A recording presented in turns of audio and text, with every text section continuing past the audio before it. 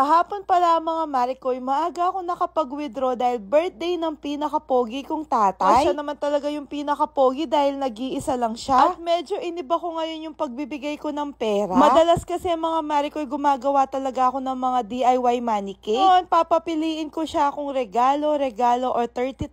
Na parehong 30,000 din naman yung makukuha niya. Malis na nga kami at dumaan kami dito para bumili ng 2 cake. Last year pala, binigyan siya ng cake ng ate ko na may laman ng 70,000 pesos. Ako naman, last year, wala talaga akong regalo sa kanya. Dahil nagsisimula pa lang ako noon at wala pa talaga akong kinikita. Bumili na nga pala ako ng 2 cake. At alam ko, mag-e-expect yung tatay ko na may laman tong mga cake na to. 21 years old na pala yung tatay ko, mga Marikoy. At siya na lang yung nag-iisang magulang namin na buhay pa. Nag-order nga din pala kami ng pagkain para sa kanya. Pagdating naman namin dito sa farm, may mga niluto sila na pampulutan. Tulad niyang papaitan, mga Marikoy, kumakain ba kayo ng ganyan? Nilagyan pa nga ng tito ko ng pampapait. At tignan nyo naman yung reaction ng ate ko sa nilagay ng tito ko. Tapos, mga Marikoy, nagpatirintas nga pala yung ate ko sa akin. Wala din palang idea yung tatay ko na nag-order kami ng mga pagkain para sa kanya. Ayan nga pala yung mga unang bisita niya. Mga taga-baryo namin yan at ka-close ng tatay ko. Di na daw siya masyadong nagyaya dahil nga konti lang daw yung niluto nila. Nagluto nga din sila ng pansit para sa merienda at binigyan ko nga si Darang Nene. Yan nga pala yung mga bagong collection ng ate ko ng mga bonggabilya. Naku mga Marikoy, kung kaya ko lang buhatin yung isa dyan, ninakaw ko na, charot lang. At dahil maaga pa, naiinip kami, kaya yan yung magnanay, nagkakantahan sila. Papapak, boom ka talaga sa saya. Pagkalipas nga pala ng ilang minuto, dumating na yung mga pinaluto namin pagkain. Pinaluto nga pala namin yan sa Shakarin Sweet Choices. At oo, madalas talaga kami magpaluto ng pagkain sa kanila dahil nga napakasarap. At yung mga niluluto nila mga Marikoy, authentic Kapampangan na pagkain talaga. Itong sisig talaga, ito yung pinaka-the best. Siyempre, nag-order din nga kami ng sipu egg. Sa mga ganitong okasyon talaga, mas gusto na namin nag-order kesa nagluluto. Ang hirap din kasi kapag naghahanda ka, ikaw na yung may birthday, ikaw pa yung magluluto, tapos ikaw pa yung maghuhugas ng mga plato. Nga, busy makipaglaro si Jace, kaya naisipan na lang ni Darang Nene na tumulong dito. Ayan nga, si Jace mga Marikoy, nagising na siya at nakikipaglaro siya. Nagluto nga din pala sila ng kaldereta. At ayan si Daddy Tano, nagbuena mano sa mga pagkain na para bang ginugutom. Ipenyamol na! Tako mo na, soy!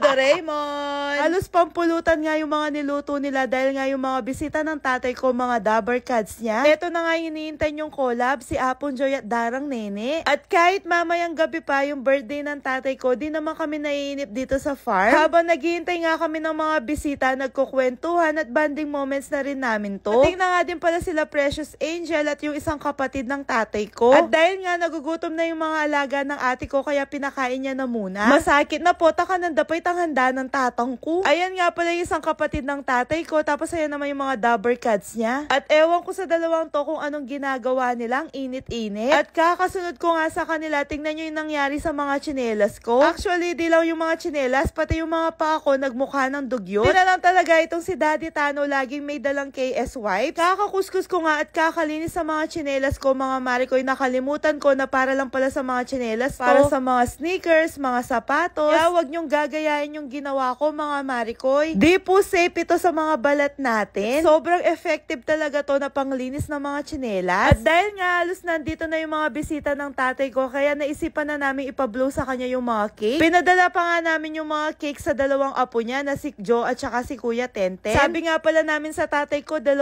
cake yan, kaya mag-wish siya ng 2 beses. Kabita mo lang kayo! Kabita mo lang kandila! Kabita mo lang kandila! Alright! It's a prank! It's a prank!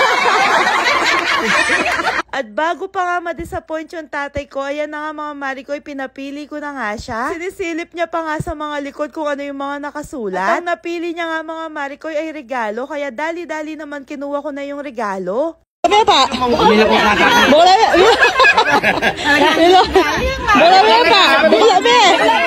Bukla pa! Alang abitan! Alang abitan ha! Mangalgal niya pa yan. Ano de? Maliya pa kayo. Nebulay siya. Malaw, nebulay siya. Alang! Salmiglay! Salmiglay. Pareho na ako! Bili lang na tampik! Bili lang na tampik!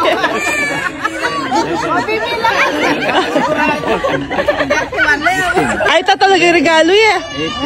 19. Yan naman. Di na nga siya nagpatumpik-tumpik pa, binila niya kagad mga Marikoy. Sunod naman, pinapili na din siya ng ate ko ng regalo. Yan mo yung kakayanan ko. Balugi laman yan.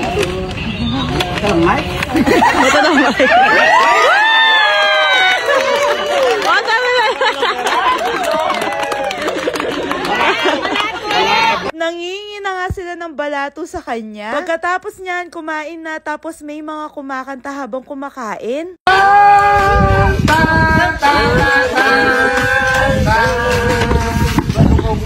Happy birthday to you.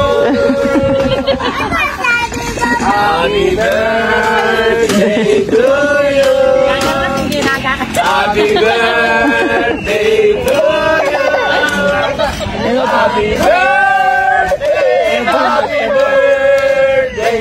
Happy birthday to you.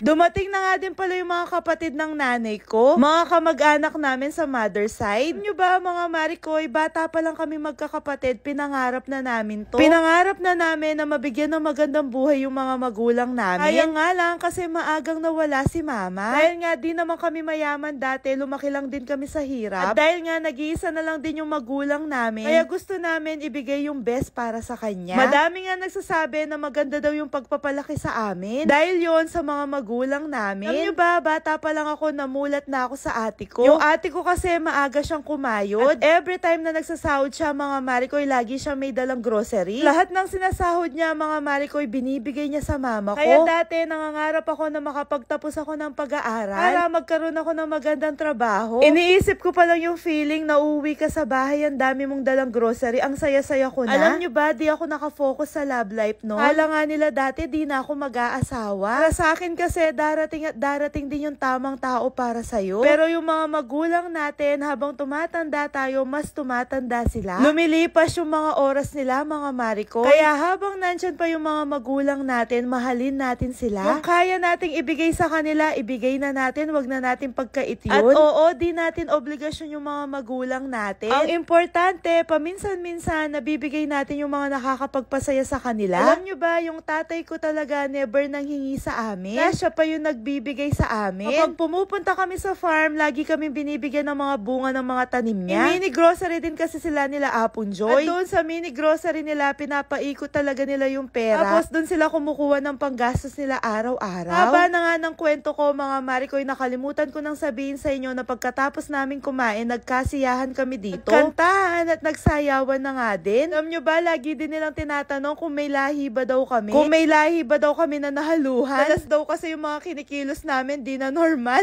Kung ko ba sa ate kong yan, di niya kaya talaga maging seryoso. Lagi siyang ganyan, mga Marikoy, napakakwela. At talaga yun nangunguna, siya din yung madalas na nakakapagpasaya sa amin. Kabaitan naman siya yung pinaka-idolo namin. Kaya di rin nagpauli si Daddy Tano, kumanta pa nga siya bago kami umuwi. Naku, mamaya ka sa akin, Daddy Tano, pag uwi.